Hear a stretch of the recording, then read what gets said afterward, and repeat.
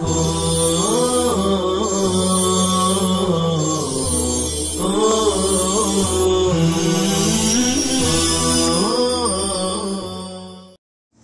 اللہ الرحمن الرحیم الحمدللہ والصلاة والسلام علی رسول اللہ وعلی آلہ وصحبہ اجمعین۔ عزیز طلبہ کرام، مختارات من ادب العرب کا یہ 21واں سبق ہے جو حضرت حسن بصری رحمہ اللہ کے خطبے کے دوسرے ٹکڑے پر مشتمل ہے۔ گزشتہ کل ہم یہاں تک پہنچے تھے وَلَا يَتْبَعُ مَا لَيْسَ لَهُ، اور یوں بھی پڑھ سکتے ہیں وَلَا يَتَّبِعُ مَا لَيْسَ لَهُ،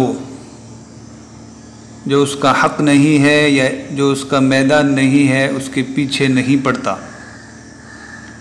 ما موصولہ ہے، ما لیس لہو جو اس کا حق نہیں ہے، جو اس کا میدان نہیں ہے، جو اس کا دائرہ کار نہیں ہے، اس کے پیچھے وہ نہیں پڑتا، اس کا تتبع نہیں کرتا۔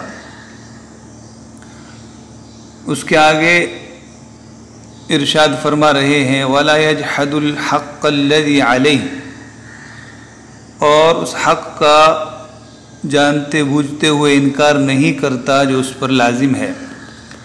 جحد یجحد جحداً وجحوداً، جان بوجھ کر انکار کرنا، کسی چیز کو جانتے ہوئے اس سے مکر جانا۔ الحق الذي علیہ یجحد کا مفعول بہ ہے۔ ولا يتجاوز فی العذر، اور عذر قبول کرنے میں یا عذر خواہی میں حد تجاوزی نہیں کرتا، حد سے آگے نہیں بڑھتا۔ تجاوز یتجاوز تجاوزاً باب تفاعل سے آگے بڑھنا، حد پار کرنا۔ عذر کی جمع اعذار آتی ہے،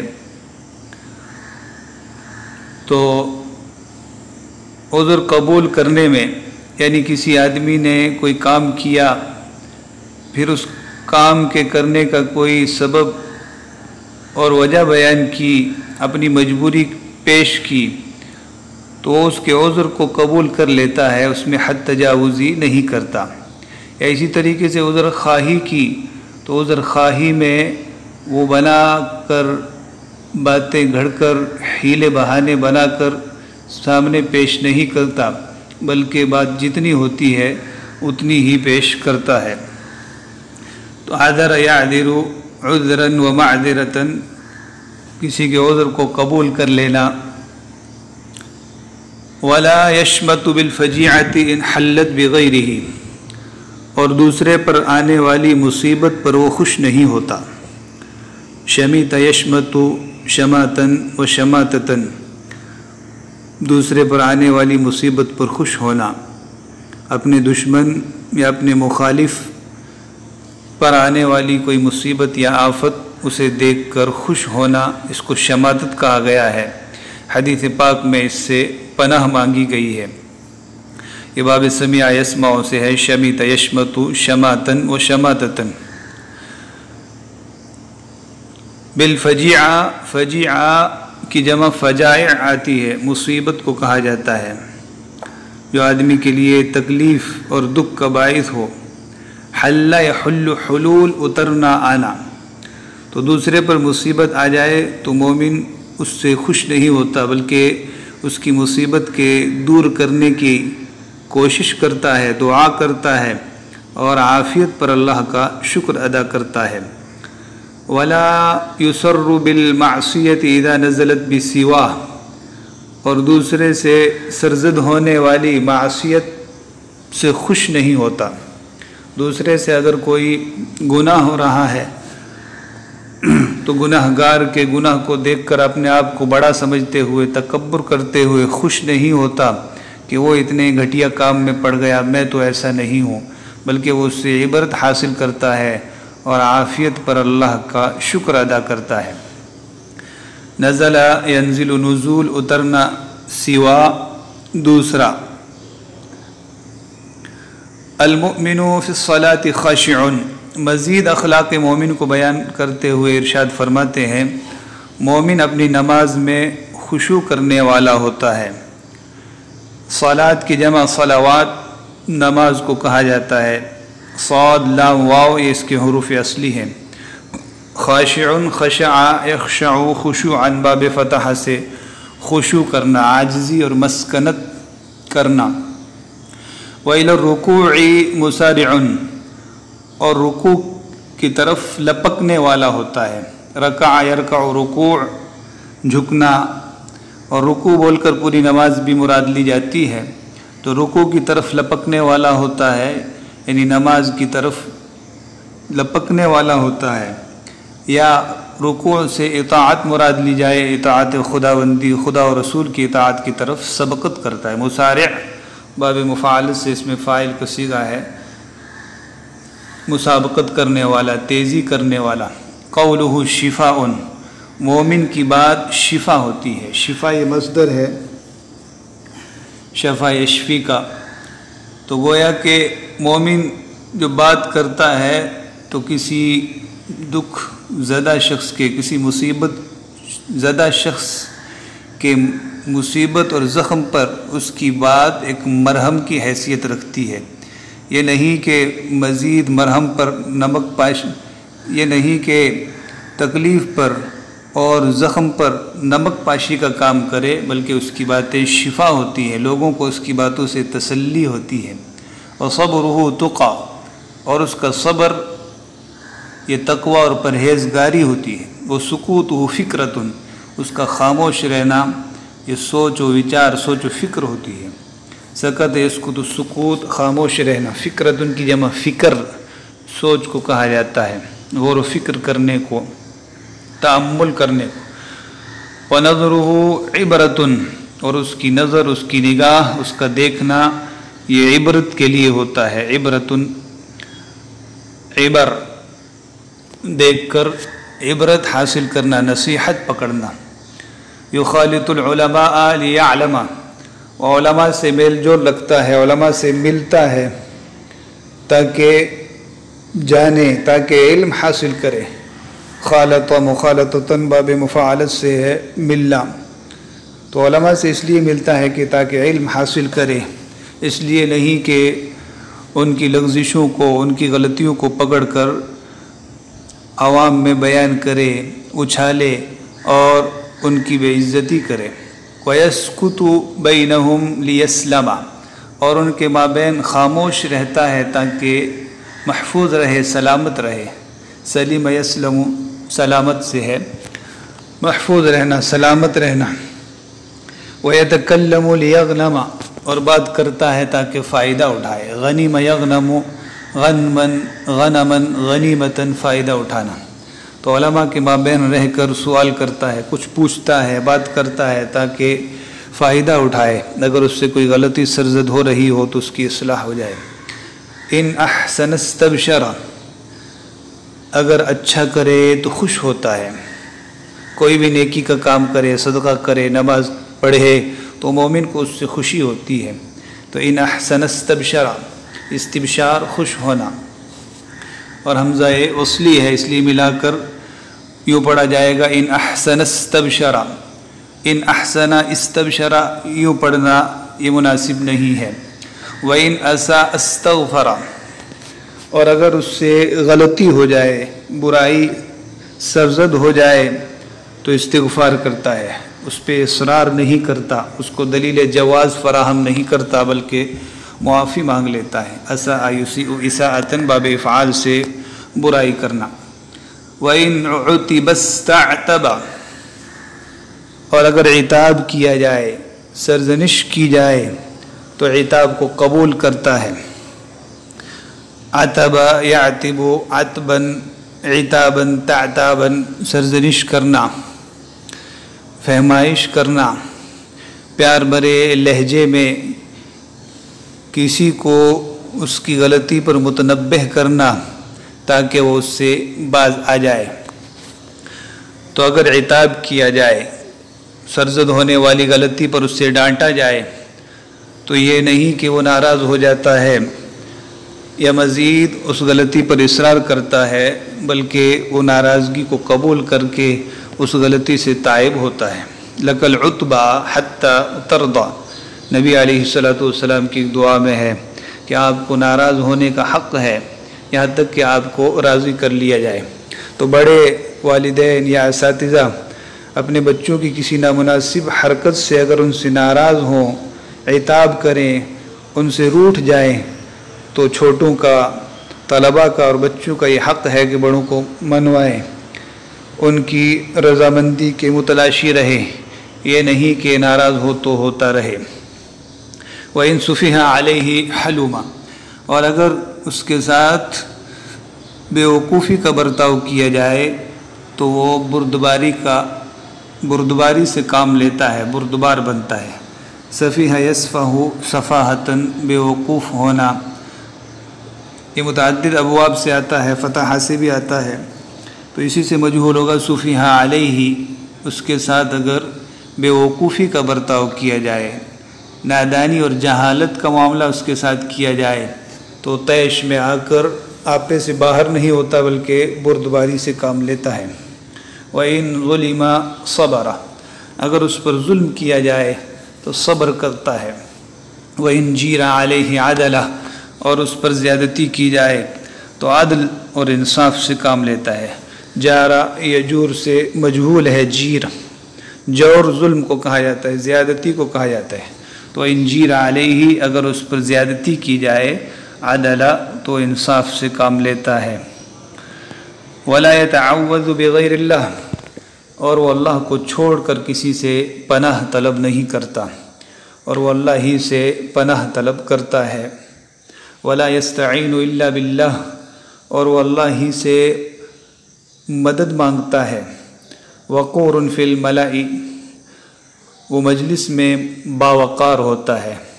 وقار یقر سے ہے، وقور باوقار، باعزت، نامناسب اور بچکانہ حرکتیں نہ کرنے والا۔ ملا مجلس کو کہا جاتا ہے۔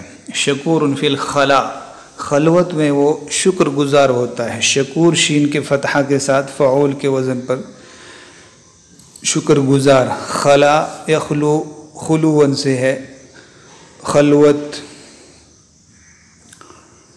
قانع بالرزق، رزق پر قناعت کرتا ہے۔ قانع یقنع قناعتاً، تھوڑے پر صبر کرنا، جتنا حاصل ہو اسی پر راضی برضا رہنے کو قناعت سے تعبیر کیا جاتا ہے۔ حامد علی الرخاء، آسودگی اور خوشحالی پر اللہ کی تعریف کرتا ہے۔ رخاء آسودگی کو کہا جاتا ہے، شدت کے مقابل میں رخاء آتی ہے، رخاء یرخو۔ صابر علی البلاء، مصیبت پر صبر کرتا ہے۔ ان جلس مع الغافلین کتب من الذاکرین، اگر غافل لوگوں کے ساتھ بیٹھے تو ذکر کرنے والوں میں لکھا جائے، یعنی غافلوں کے ساتھ بیٹھ کر وہ غفلت کا شکار نہیں ہوتا بلکہ غافل لوگوں میں بھی بیٹھ کر اللہ کو یاد کرتا رہتا ہے۔ وَإِن جَلَسَ مَعَ الذَّاكِرِينَ كُتِبَ مِنَ الْمُسْتَغْفِرِينَ، اور اگر ذکر کرنے والوں کے ساتھ بیٹھتا ہے تو استغفار کرنے والوں میں لکھا جاتا ہے، یعنی مزید اس کا ذکر اور رجوع الی اللہ کی کیفیت زیادہ ہوتی ہے، وہ استغفار کرتا ہے، اللہ سے گناہوں کی معافی مانگتا ہے۔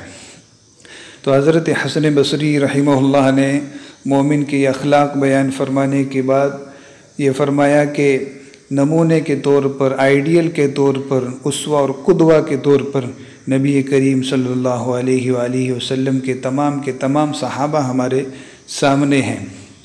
ہکذا کان اصحاب النبی صلی اللہ علیہ وسلم الاول فالاول، نبی کریم صلی اللہ علیہ وسلم کے صحابہ ایسے ہی تھے، ایک کے بعد ایک۔ الاول فالاول، یہ حال واقع ہوتا ہے اور اس کے متعدد ترجمے کیے جاتے ہیں، یہ بہترین تعبیر ہے۔ جاء الاول فالاول، یک کے بعد دیگرے آئے، ایک کے بعد ایک آئے۔ ہم اصحاب فضل و کمال الاول والاول، وہ ایک سے بڑھ کر ایک فضل و کمال کے مالک ہیں۔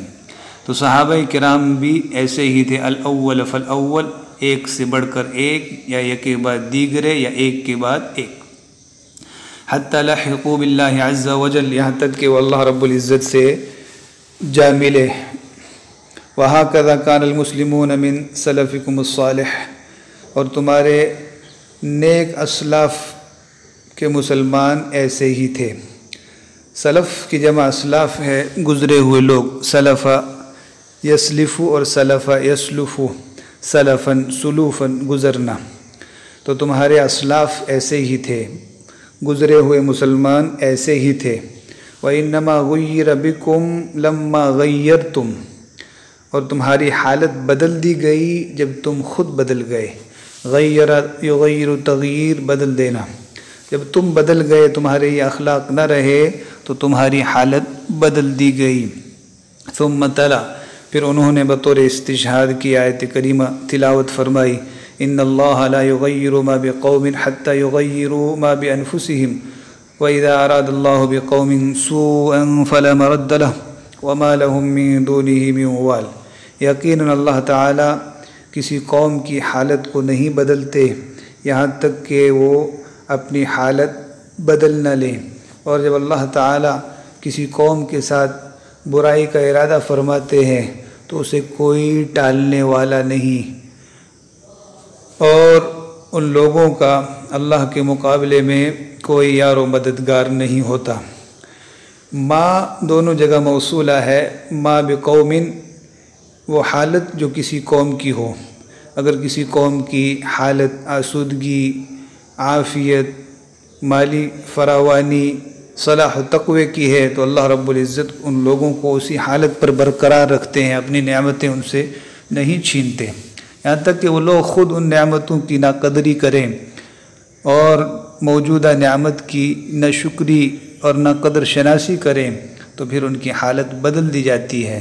تو یہ خود ان کا کرتوت ہوتا ہے، خود ان کا معاملہ ہوتا ہے، اور جب کوئی قوم نعمتوں کی ناقدری کرتی ہے، اپنی تباہی اور زوال کے اسباب اختیار کرتی ہے تو اللہ رب العزت اس کے زوال کا جب ارادہ فرما لیتے ہیں تو پھر اس کو کوئی ٹالنے والا نہیں۔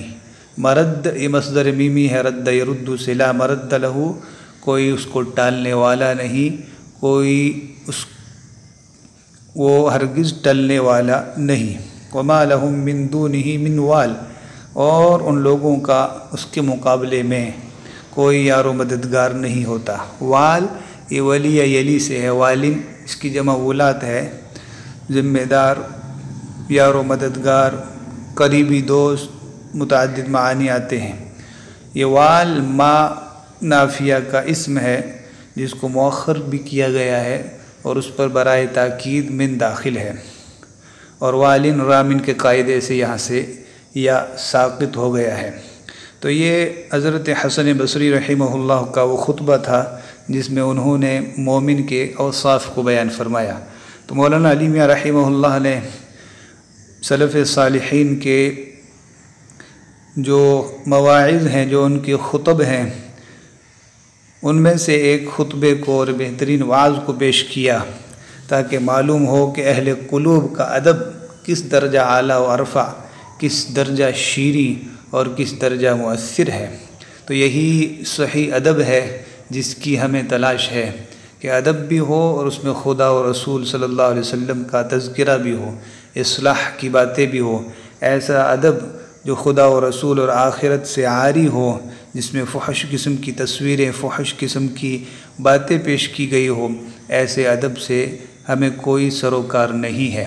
اور ہمیں یہ بات بھی یہاں سے ملی کہ جتنے بھی لوگ دین کے کاموں میں لگے ہوئے ہیں ان کو چاہیے کہ بہتر سے بہتر ادبی سلیقہ، عمدہ زبان سیکھیں، اور اسی عمدہ سلیقے، بہترین زبان اور فصیح اور بلیغ کلام میں اللہ کی دعوت، اللہ کے رسول صلی اللہ علیہ وسلم کے فرامین کو پیش کریں۔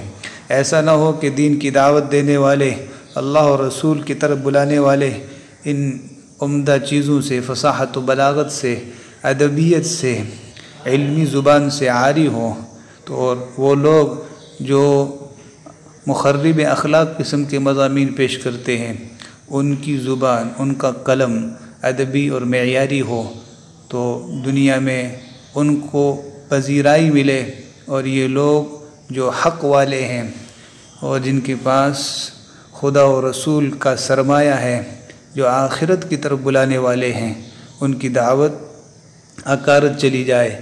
تو جہاں ہمیں اخلاص سیکھنا ہے، ہمیں اپنے باطن کو سنوارنا ہے، وہیں پر اپنی زبان کی اصلاح کی فکر بھی ضروری ہے۔ فاروق اعظم رضی اللہ عنہ فرماتے تھے رحم اللہ امرأن اصلح لسانہ، اللہ اس آدمی پر رحم فرمائے جو اپنی زبان کو درست کرے۔ موسیٰ علیہ السلام نے اللہ سے حضرت ہارون کو مانگا اور کہا وہ افصح منی لسانا، وہ مجھ سے زیادہ فصیح اللسان ہے۔ تو حضرت حسن بصری کبار تابعین، امام الزہاد، اتنے بڑے آدمی ہیں لیکن ان کی زبان دیکھیں، ان کی فصاحت اور بلاغت دیکھیں، اور یہی حال تمام اصحاب کرام رضوان اللہ علیہم اور تابعین کا ہے۔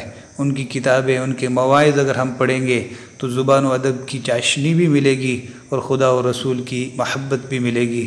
اللہ مجھے بھی اور آپ کو بھی توفیق مرحمت فرمائے۔ وصلی اللہ وسلم علی نبینا محمد وعلی آلہ وصحبہ اجمعین۔